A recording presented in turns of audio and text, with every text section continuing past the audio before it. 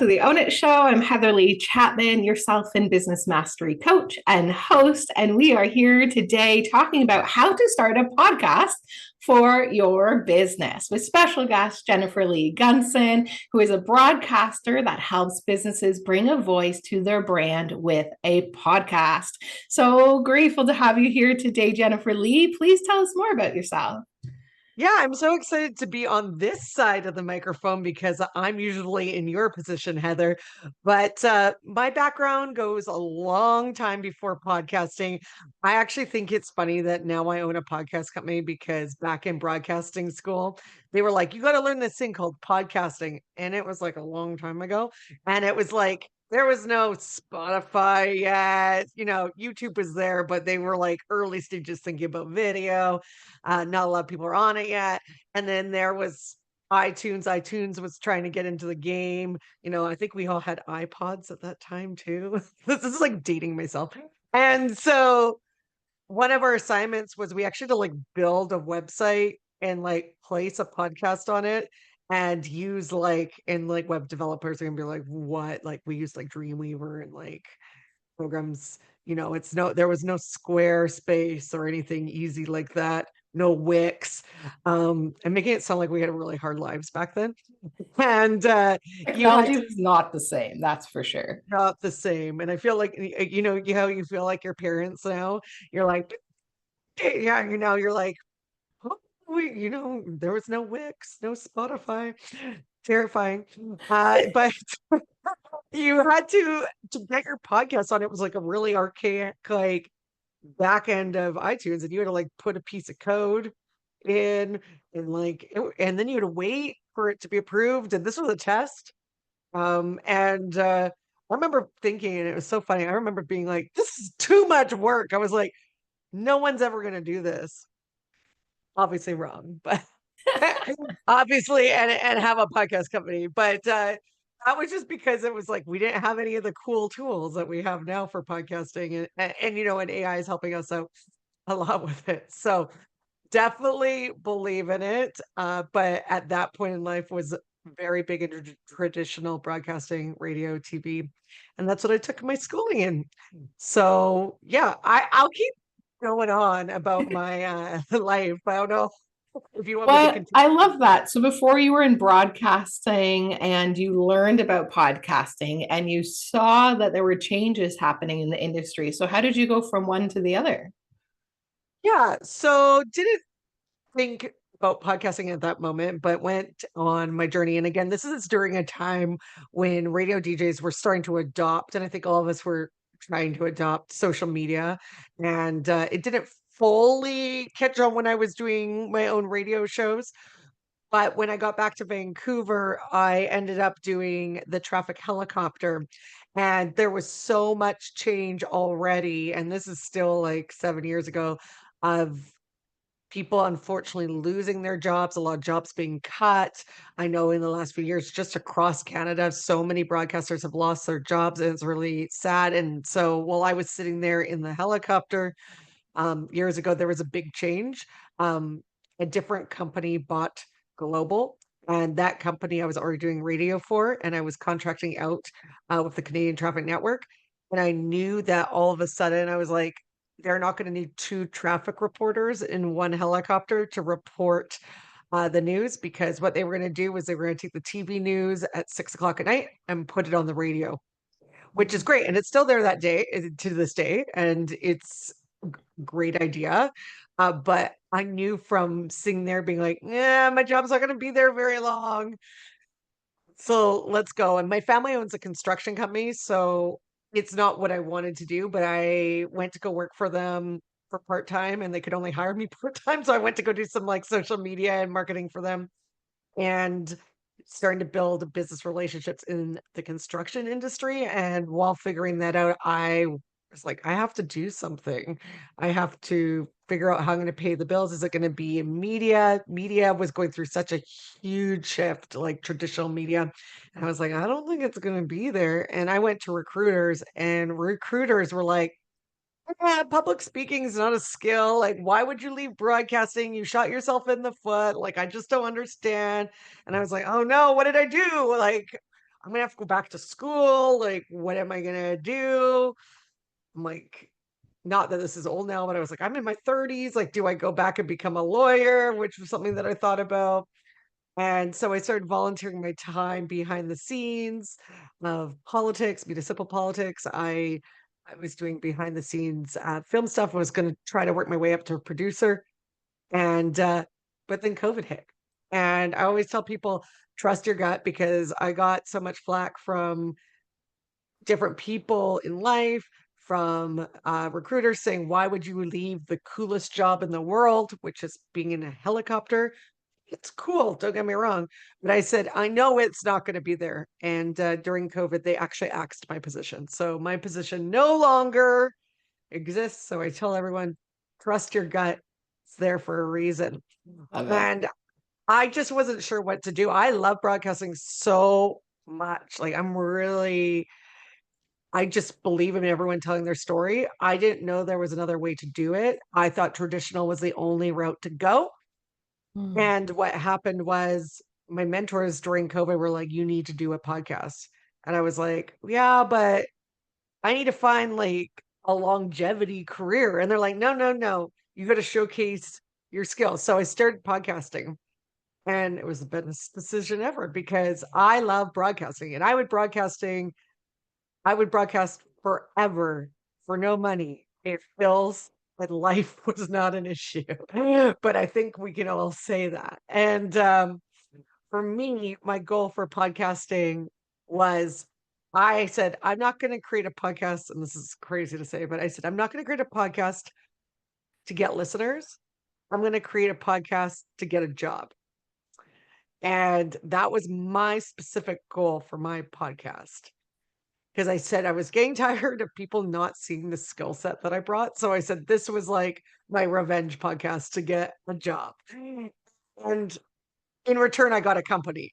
So it did bring me what I wanted that I didn't know I wanted. I always wanted to own a business, but I just thought I couldn't own one in media. And I'm meaning not like digital marketing or anything like that, but like media, like broadcasting. And the fact that I own one now is like, it's like the perfect marriage for it.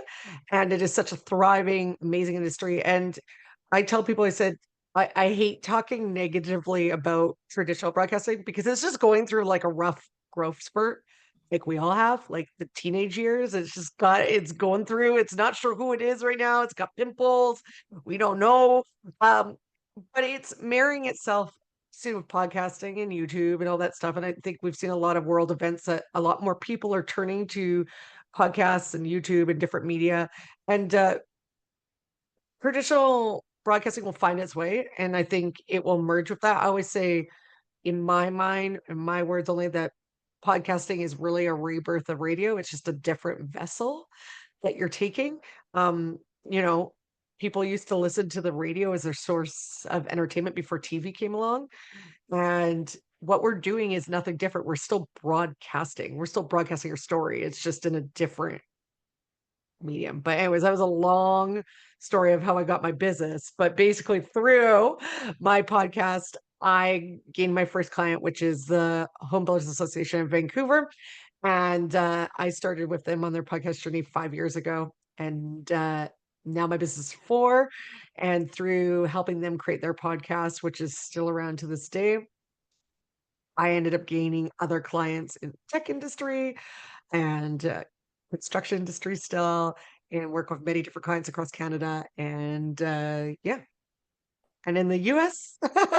I love it. And it's amazing to see the evolution of it. And you're right, we are broadcasting. It's just a different birth of it. And what I love about this is we get to put this on YouTube and anyone in the world can watch it. You don't have to be in the FM area code to access it on your radio. That's just kind of given us a broader audience. And it's given people their own platform to share their stories, to have other people share stories. I never really caught on to listening to podcasts, say on Apple and what have you. I'm more of someone who likes to watch. And so that's why I decided to have a live show and to have it with video, because that's the way I like it. And that's why we switched from Apple and moved it on to YouTube, because I love to have both. So I like how you're saying, you know, before the TV, we listened to radio, and now we get to marry them both together with this internet thing, right? Which allows us access to serve so many and reach so many more people.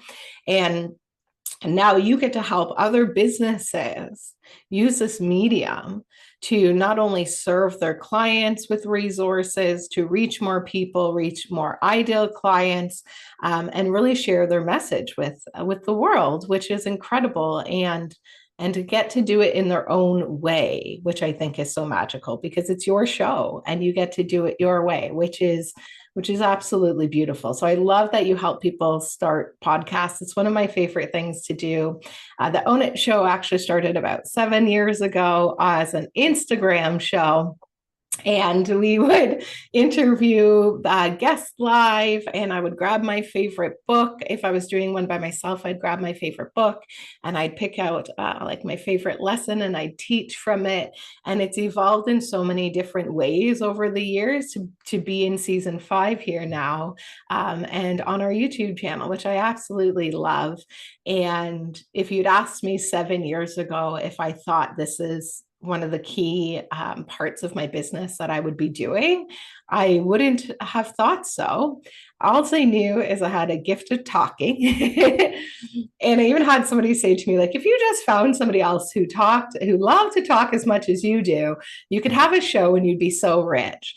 And so I kept looking for someone to do business with me. And then I realized, you know what, I just got to do it on my own. And then I started meeting so many amazing people along my business journey. And I was like, can I feature you? Like, let's share your zone of genius.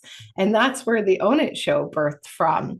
And I'm so grateful for it because, one, I meet so many amazing people. And two, I learn so much from our guests.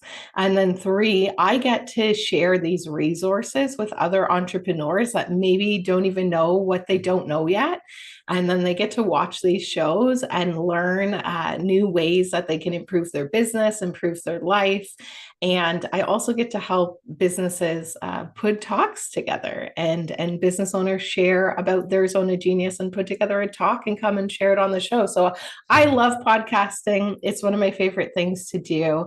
And I love that you get to help people start one. So if you're sitting out there thinking like how, why, when, don't worry, Jennifer-Lee's got tips for you and she's going to share them with you today.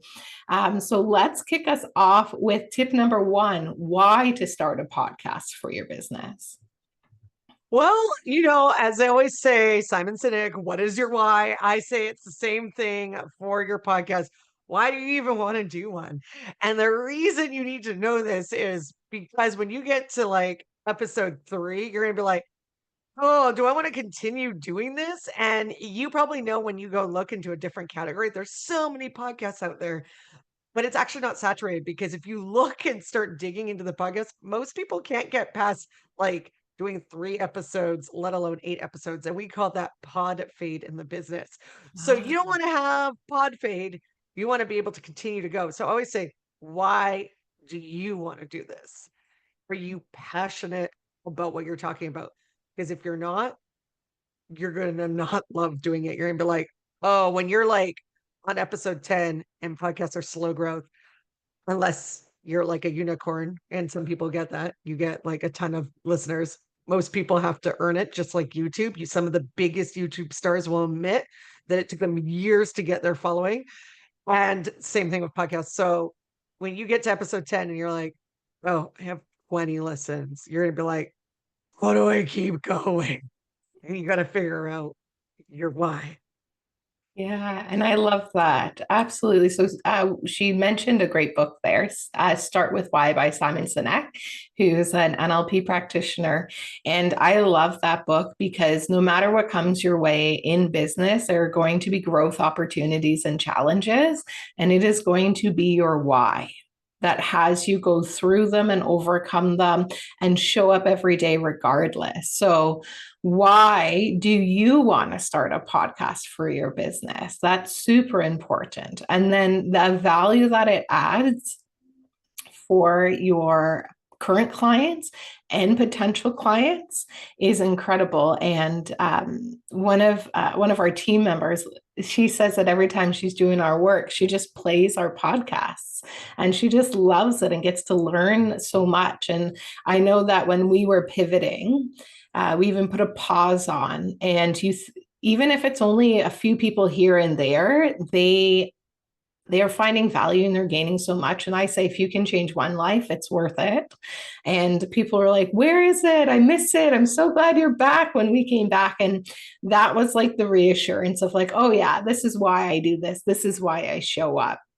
And this is why I go through all the productions, all the things, all the guests and planning, because I know the value that it adds for our current clients and future clients and listeners, and the value that it also adds for our guests. So I know that's why I do it. And it adds so much to our business, and really helps build the brand as well and create more and more content. And it's great for SEO, and so many other reasons. What would you say would be one of the top benefits for having a podcast?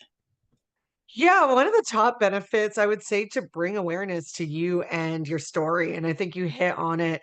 Um, Listens are not as a big deal as you think they are. Yes. Is it cool to be like, I get billions of listens? Yeah, sure. But a lot of people don't realize that podcasting, as you said, has a really loyal audience. Even if you have 5 people and they're continuously listening, you gotta remember that's 5 people that are hanging on to your every word. Who can say that? And you have to tell them when you're going because they are loyal. So I always tell people, like, if you're gonna take a break, that's fine. But you gotta constantly tell your audience, I'm going, I'll be back in May, because you don't want them to drop off, Yeah. because they're a loyal listener. And most podcasters too will listen to like 85% of a podcast episode. So that was one of the stats. And that's so great, because if you think about Netflix, how many dead Netflix shows do you have that you've watched like a minute of? So the fact that most people listen, no matter what type of podcast is, and this is all sizes of podcasts, people are listening to 85% of your podcast. Wow. That's awesome of an episode. Like, what other medium does that? Like, Mm. I flip through YouTube so much. But like, people are just more committed to listening to a podcast. And the interesting thing was another stat, they said that even though it seems like people love quick format a lot nowadays, long format is still staying strong, because most people listen to an hour of a podcast a day. So, Amazing, right? So we think, oh, it's all going to be 7-second trending reels, when the truth is not true. Actually, people are listening to long form content and listening to almost 85% of our podcasts or more. Steve Bartlett is one of my favorites, and they're 2 hour, 2.5 hours sometimes. And I might have to watch it in a few bite size. It's probably one of the only podcasts I watch and listen to. Um, and do you know the amount of content he creates from that episode?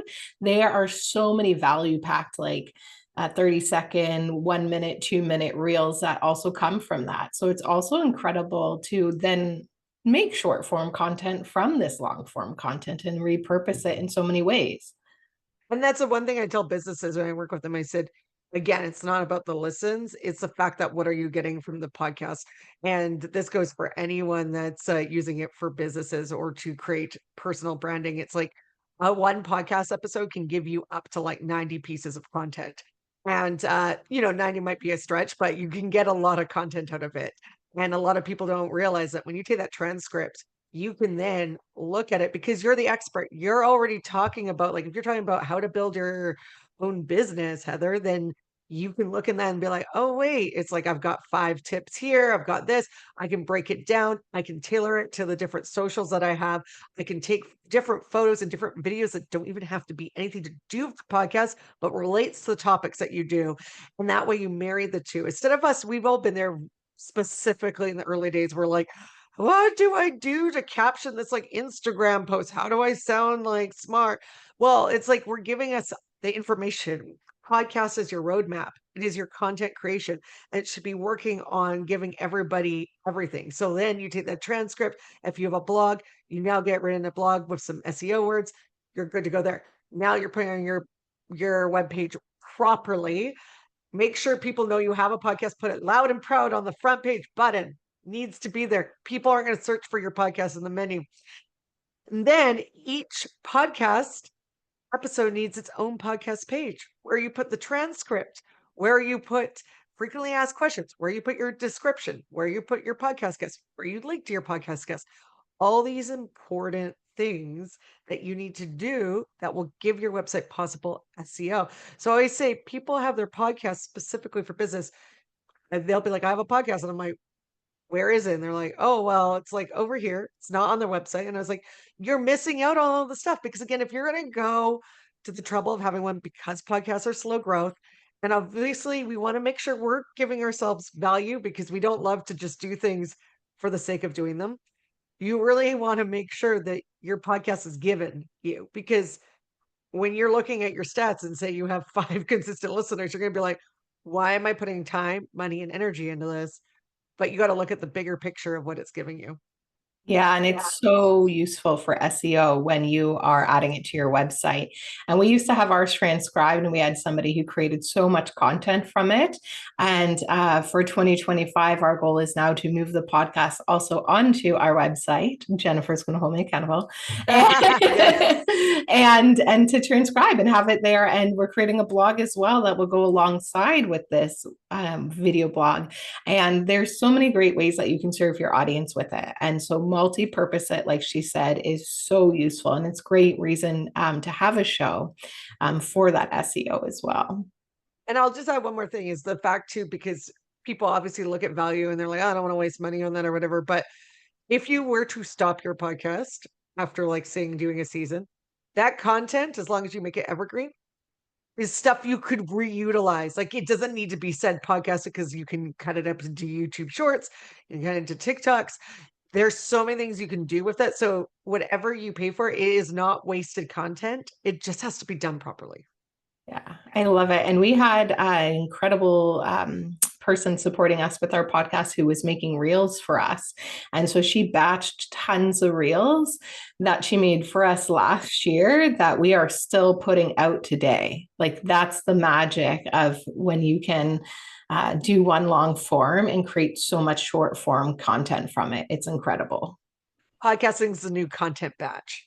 Yeah. Yeah, absolutely. Way to batch your content, create a podcast. Yeah. And there's, oh my God, the AI. We could keep going on this topic because now we know there's the AI tools that will also take this long form content and break it into reels for you. Like there's so many things that are coming forth, and we're just going to see so much change. We could veer off. Like I was telling you before we jumped on to this that I just did a whole podcast talk about how to AI with podcasting, put them together, or how to podcast with AI. I was trying to sound cool, like a that point, but yeah.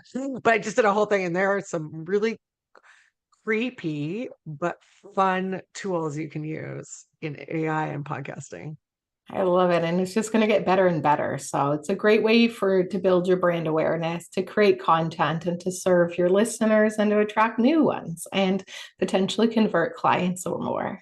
Yeah, I will preface with the AI stuff because a lot's coming out about it specifically in the podcast world. There's been some articles and stuff recently. Is again, and this is where I feel like, yes, AI so important to use in what you're doing, but you have to know how to use it and you can't rely on it. And someone asked me the other day, they're like, are you scared that your business, because it seems as it's going for podcasting, is going to be redundant because of AI? And I said, no, because I think, yes, I know we're going to use AI.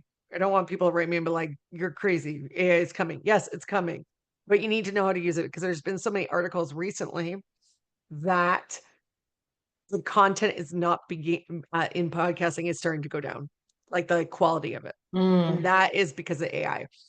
And the reason people are saying is because so many people are using these tools and they're not checking them and they're just sticking the content up. And the content is not fresh, it's not well thought of, it's sounding very generic, it's not a lot, and the listeners are not, they're smart, they understand that, they know when you're using AI to edit, they know when you're using AI to script, they know when it's not your own thoughts. And specifically with the editing tools, people will hear the difference. And that's one thing that I am finding in podcasting. More people want, podcasting is still young, but quality is really key in sound quality and in content quality.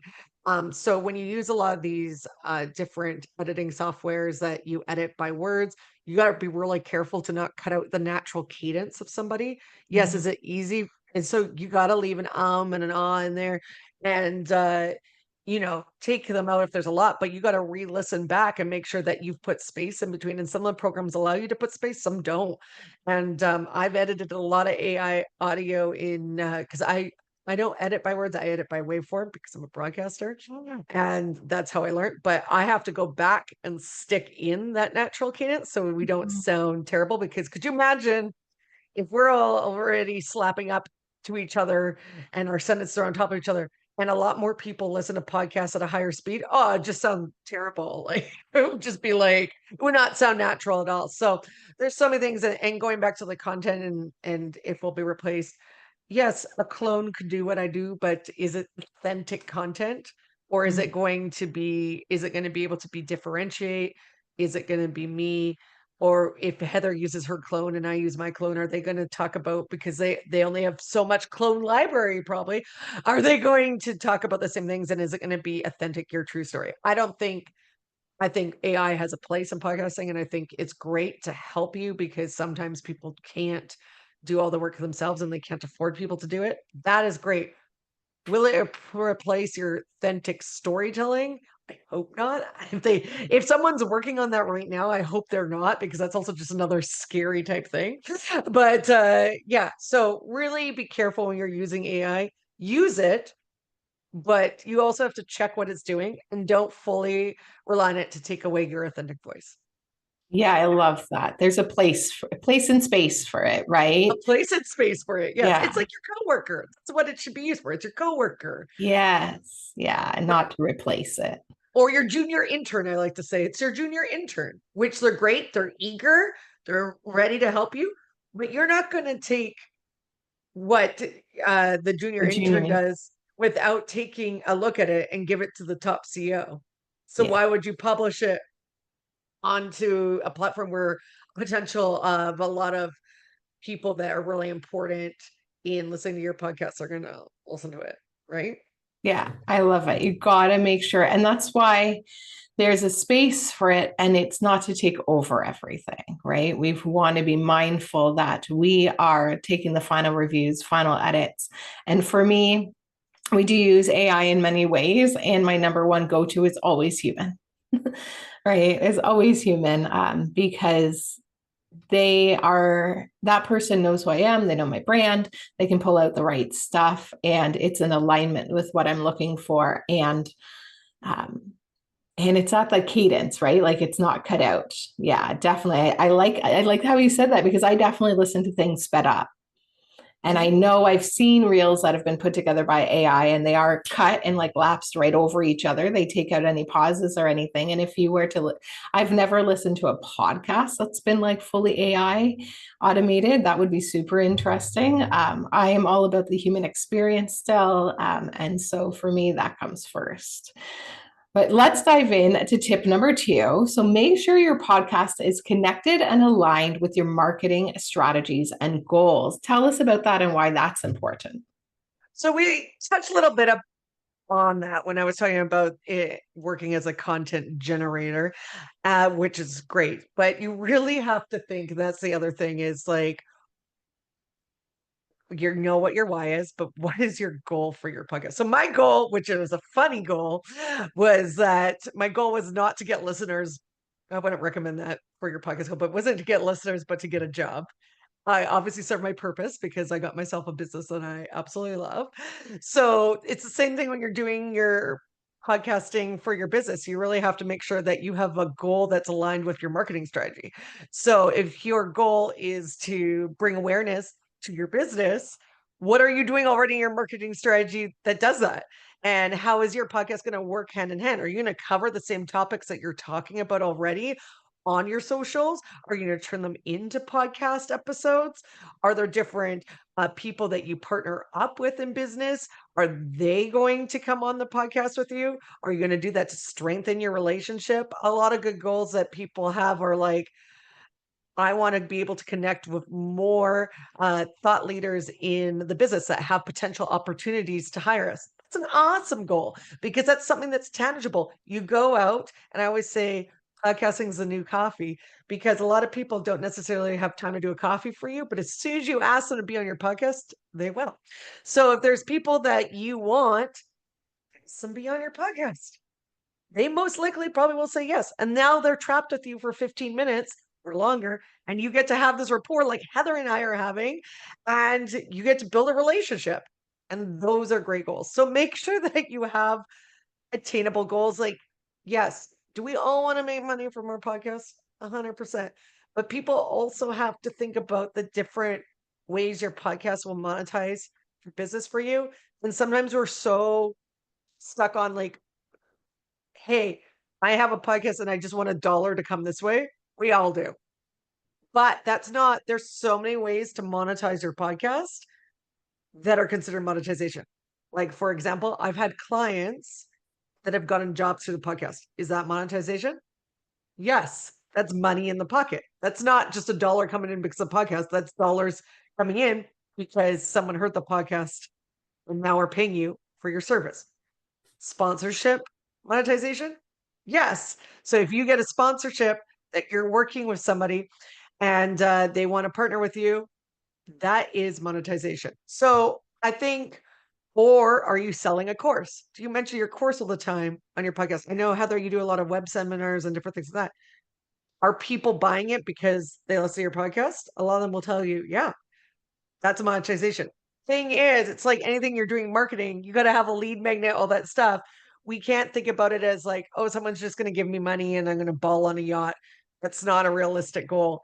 Figure out how it's going to insert into your marketing. Things will come. Like I've seen some great things come even with tiny audiences. Like I've had people drive 3 hours to go visit my client for a service when they could have done it virtually. And they specifically said because they connected on an episode that they heard when they were talking about their mother. Podcasting is powerful.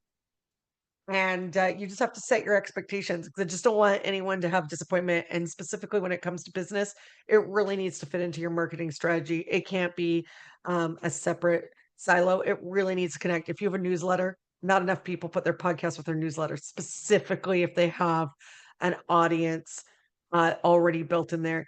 Again, you got to connect everything you're doing to your podcast. Sorry, that was a bit rambly, but I hope that No, makes that sense.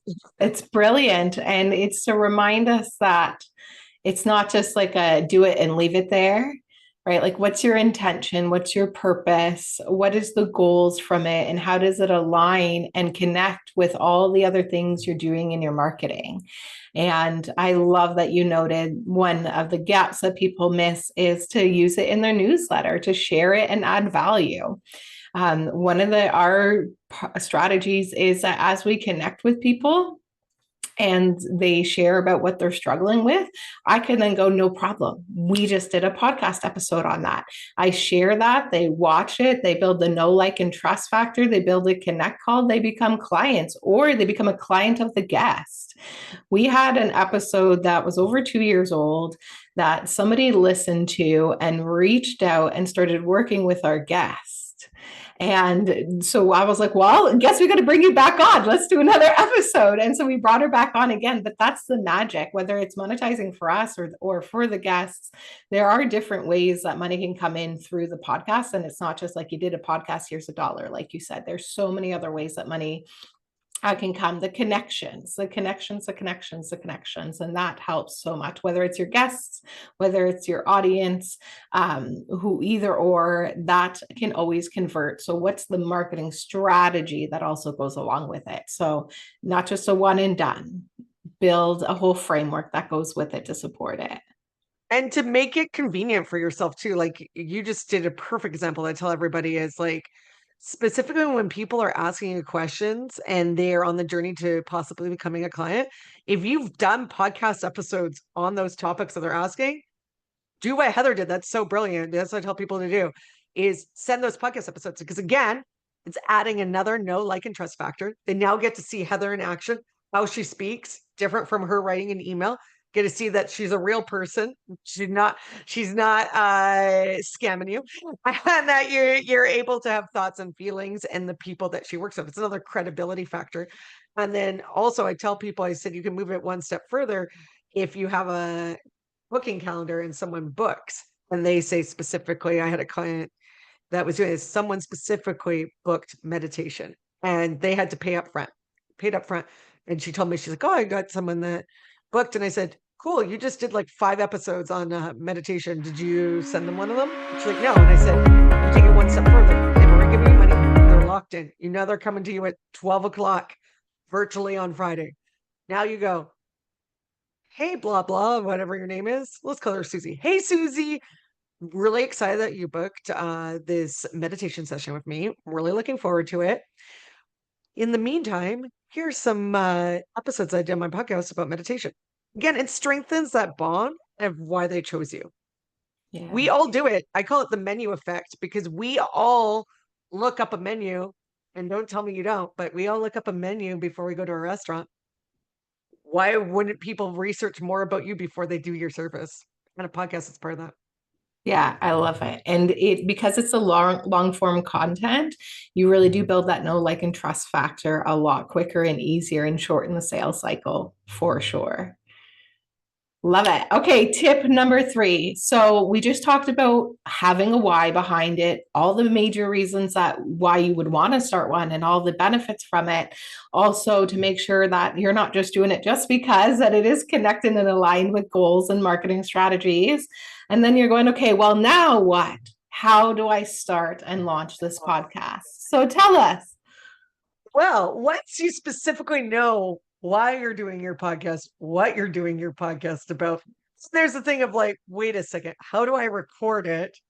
And then wait, how does it go on to Spotify and Apple and all that? And now it's a lot easier than my horror story I was telling you about at the beginning of the good old days of podcasting. So first, I'm gonna figure out, are you gonna do it virtually like Heather's doing right now? I have a USB microphone. Love So it. does Heather. And I'm perfect. And then the same family of microphones too. I love it. But you got to make sure you have a mic. Again, I come from broadcasting. Sound is so important. And that's the one big thing that a lot of people are saying now is you got to have good sound because as more podcasts get in the door and they have similar topics, similar following sizes, people are going to listen to the podcasts that sound great because they don't want to go hear a lot of fuzz and a lot of echo if somebody else is giving the same content but it has better quality. So you really want to make sure you have good quality. USB microphones, not that badly priced. They can range anywhere from like 150 and up. And there's something that you have for a long time that you can use for virtual meetings if you decide not to podcast. Everyone likes to sound good and clear all the time.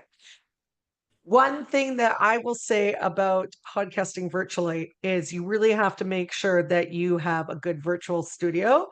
I'm not trashing meeting software, but with meeting software, it sometimes does not give the same quality as a virtual studio does.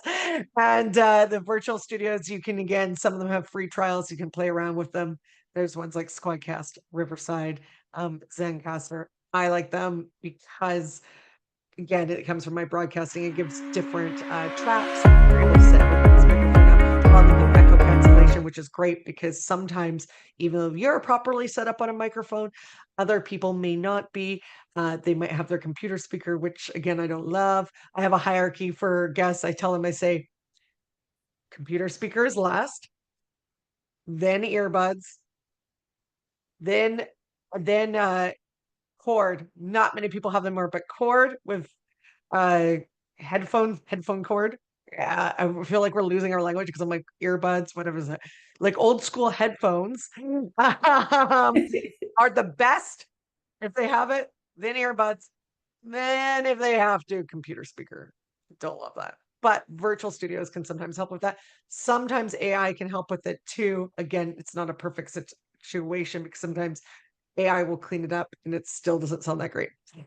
So set up your virtual studio properly and check your settings on your USB mic because they're plug and play software and the software literally downloads it in like a second. The blink of an eye when you put it in and it's like, oh, it's working. A lot of people go into their settings and notice that like, oh, hey, my microphone is jacked up to like 100%. Bring it down. Some of them have gain on them too, but you really got to go in the settings and then you can change your gain dial on your microphone. Another thing I'll say about it is most podcasters like broadcasting, we use dynamic microphones, which means sound straight in. You'll notice that there's dead zones if you go off of your mic.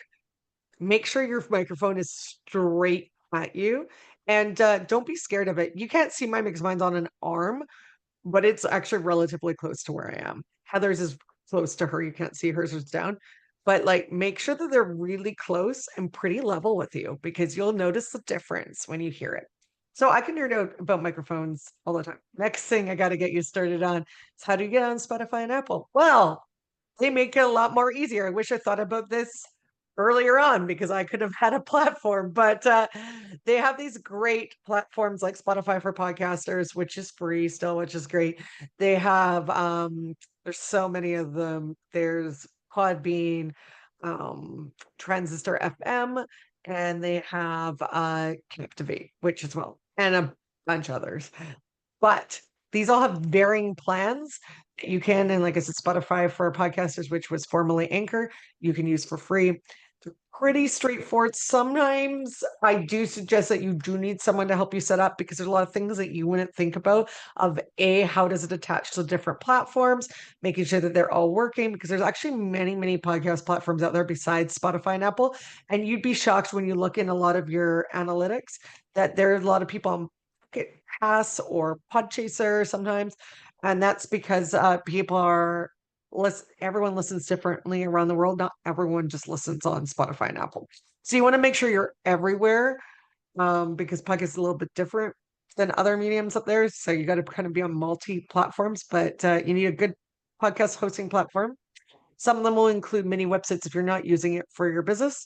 And a lot of them you can get embed codes so you can embed them into your website. But that's a whole other story, and I can nerd out for that. And that's where the part where everyone gets a little scared and confused. But just call me, I guess. That's good. Yeah, exactly. So you want those fine details and you really want to set it up with the proper production. That's exactly what Jennifer-Lee does. And I also just want to say, like, just get started.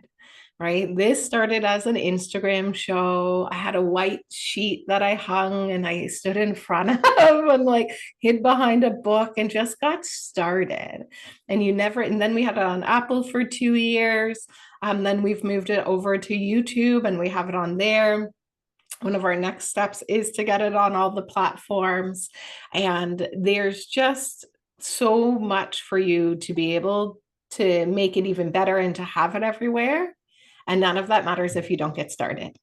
So yeah, and just start. Started. Yeah, because I think for so many people, and build a plane in the air, build it messy, do it imperfect, just get it started, and then you'll figure out what rhythm works for you. Like when we first started, I realized, oh my God, that is too much of the frequency.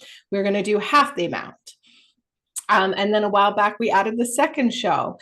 And again, I was like, oh my God, again, way too much, gonna dial it back. And so now we have it set up. And I'm even thinking about dialing it back a little bit more again as my one-on-one practice is building. And we may dial it back on the amount that we record per month as well. So you just have to get started and then figure out what works for you. And I will be 100% honest. I did not set up or start or do the production of my podcast on Apple for the first 2.5 years. I 100% had team members who helped me and set it up fully for me. We used Adobe Audition. They put it together all in there. Then they put it on Apple, and it wasn't my zone of genius. And I just knew that it would happen so much quicker if I hired somebody who could do it for me. And that was something they were good at. And I'm good at this, creating the show and recording the show. So just get started. And if you are feeling halted by all the things, then this is exactly who you want to reach out to. You want to reach out to Jennifer-Lee Gunson. And she's got a great newsletter for you guys that you can check out at podcast. To give us the website for us to check out and why they should check it out, just so I make sure I give it to it Go correct. to jpodcreations.com. We've just started our newsletter journey. So this is like exciting. I'm learning from Heather, have a newsletter. And I'm going to give you basically 5 tips on the newsletter of how to start a podcast. So sign up on the podcast website. And also, feel free. My email address is jen@jpodcreations.com. If you want to have a 30-minute free consultation with me where we just can discuss, do you even want a podcast or why you want to start? There's no strings attached to work with me. I like to help people on their journey and clarify things for them too, so they can think of. So I love chatting and I just like to meet new people. But yeah, go to my website, jpodcreations.com, join my newsletter because I also, and again, you're holding me accountable to this. I gotta start editing that course that I'm putting together. And so I hope to have that soon. So I gotta get on that. But yeah. Yeah, and so that's amazing, guys. She's creating a course to put together to be able to teach you how to do this, which is amazing. So, if you want support and done with you or done for you, she's here and there's more to come. And you're going to grab that link now, check out her website, grab that newsletter, book a call. Let's get your voice heard. Let's get your brand recognition and let's start podcasting. Now we are almost out of time, so I do want to wrap up still with your favorite book recommendations and why. And this is my favorite part of the show because I'm a bookworm and I love audio and I love books, and it's one of the best non expensive ways for people to learn. There's so many incredible books, and so many people have left their legacy with books. So, without further ado, tell us your favorite books and why before we wrap up the show today. Well, what I'm currently reading right now is The Energy of Money, which I think is something that we all need to read because I didn't realize um, all the stuff that we do that pertains to money that's in our head and sometimes blocking us from moving forward. And I think one of the things that I really enjoyed about this book was the fact that it is somebody's, it's the author's story. And it's a practical book, but she lets you know about herself, Maria Nemeth, PhD. So she was a psychologist, and she said, even though she's a psychologist, she made like the dumbest mistake. Somebody had an investment opportunity. She did not look into it enough. She thought she did. They said, hey, can you invest $35,000? You're going to get like a 30% return. And she never saw any of that money again. So that's why she wrote this book, because she got scammed and realized, oh, well, it happens to everybody. I think one of the things that she mentions in the book, though, that resonates for all of us is interesting that they say like lottery winners, when they win the lotto, if they lose that money after gaining it, like spend it too much, they'll never get it back. But if somebody that creates all their wealth and like say gets up to like $1 million or even way more money than that, and they lose it all overnight, they will remake it back. Yeah, because they have the skill set and the mindset. It is a mindset and a frequency and a skill set to attract money, manage money, and use money. It's not taught in school. It's not talked about. And there is programming in our unconscious mind that either says you can be wealthy or it's really hard or we are deserving or we're not deserving. So I'm super curious to learn more about that book as well. Thank you for sharing that. Yeah, and you can't be scared of money, which is I think a hard thing because they also talk about like I'm a saver, which is great, and saving is great, but they also talk about like you've got to like also be able to give because that's a scarcity mindset. If you're like, no, I'm not going to spend anything, but then how do you venture on I in love that life? You don't want to be the person who stored it all under their bed and then died and it made nothing for you and has no Yep. value now. So I love it. Okay. So last book was The Hard Thing About Hard Things by Ben Horowitz. And so why do you recommend this book? I had a friend that actually is a tech entrepreneur, and it's about tech entrepreneurs, but I relate, not relate to what he went through, but like just relate and like being like, oh, you think you're gonna like get there, and then all of a sudden it's like, nope, you're back down on the roller coaster as an entrepreneur. And so even though this was for a tech company, I just thought it was interesting. And this guy had some really big things happen to him. And then I'm like, oh, okay, I'm not dealing with that. I feel much better. Like, so like this guy just felt like you read his story and you're like, oh no, he just like he climbed up the mountain and he did it, and then nope, he fell back down, but like on a bigger scale. So I think every entrepreneur needs to read it, because I think sometimes we get in our own heads and we think, oh, this is only happening to me, but it Hmm. doesn't. It happens to all of us. Being an entrepreneur is crazy. That's And only what 10 to 12% of us are willing to do it. And that's exactly why I have you guys share your story so you can get on the journey, stay on the journey, and thrive and understand it is a journey. it's a journey. And don't give up if it's something you really want to do. I just watched a story today. He wasn't an entrepreneur, but it was this kid who tried for 10 years. It was on the Today Show today, and he was a baseball player, and he had to Uber. His wife had to work 3 jobs, and he said, I just kept not giving up, and he finally just made it to the major leagues. And so he's like, this was his final year. His wife was like, you got one more year, and he did it. But like, I think in entrepreneurship, we do the same thing. It's like we get so far, and then we're like, oh, I just can't do anymore. And then we're like, just so close. Yeah, 3 feet from gold, they usually say, right? So never give up, keep going, reach out to myself if you want help with self and business mastery. If you're ready to create that podcast, we've got Jennifer-Lee Gunson here, and you're going to grab that link below. I'm so grateful to have you on the show, and I hope everybody enjoyed the episode. So thank you so much for your wisdom and your energy, and thank you for being on the show today. Sounds great. Thank you. Oh, my pleasure. And remember, everybody, stay happy, healthy, wealthy, expect magic and miracles. And what is the best that can happen? We'll see you on the next episode. Thank you.